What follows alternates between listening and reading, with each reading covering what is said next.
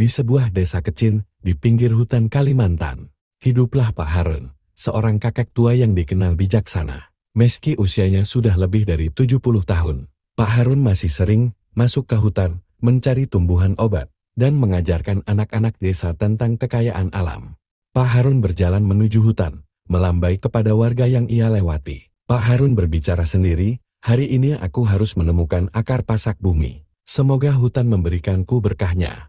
Hutan Kalimantan, dengan pohon-pohon raksasanya, selalu menyimpan misteri. Pak Harun menyusuri jalur kecil yang sering ia lewati, berharap menemukan tumbuhan obat yang ia cari. Pak Harun tiba-tiba berhenti. Ia melihat sesuatu di antara dedaunan kering.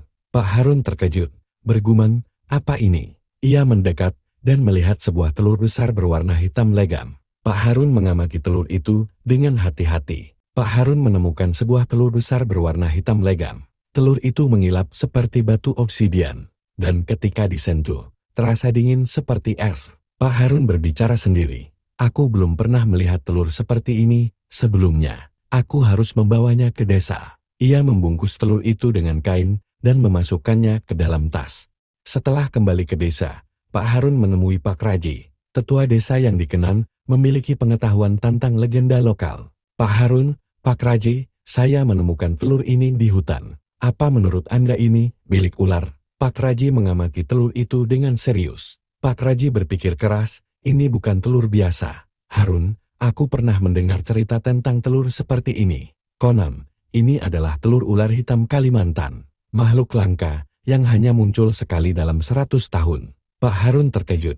"Ular hitam Kalimantan, bukankah itu makhluk yang menjaga keseimbangan hutan?" Pak Raji mengangguk. "Benar, tapi jika kita mengganggu telur ini, malapetaka bisa datang. Kau harus mengembalikannya ke tempat asalnya." Pak Harun mengangguk mantap. "Baik, saya akan mengembalikannya. Ini tanggung jawab saya." Pak Harun kembali ke hutan, membawa telur itu dengan hati-hati. Ia tahu betapa pentingnya menjaga keseimbangan alam. Pak Harun tiba di lokasi dan meletakkan telur di tempat asalnya. Ia berdoa dengan hikmat, "Pak Harun, roh-roh hutan, saya kembalikan apa yang bukan milik saya. Jagalah telur ini." Saat Pak Harun hendak pergi, ia merasa ada yang mengawasinya. Ia berbalik dan melihat seekor ular hitam besar melingkar di dekat telur.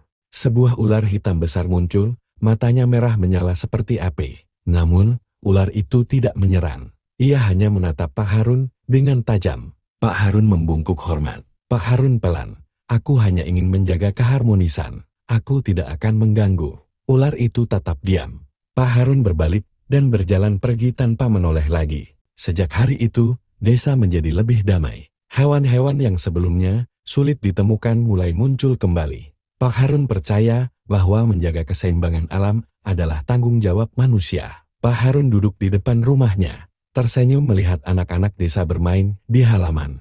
Pak Harun selalu mengingat kejadian itu, sebagai pengingat bahwa alam harus dihormati. Dan telur hitam di hutan Kalimantan tetap menjadi misteri yang tidak pernah ia ungkap. Tetapi ia tahu, ia telah melakukan hal yang benar.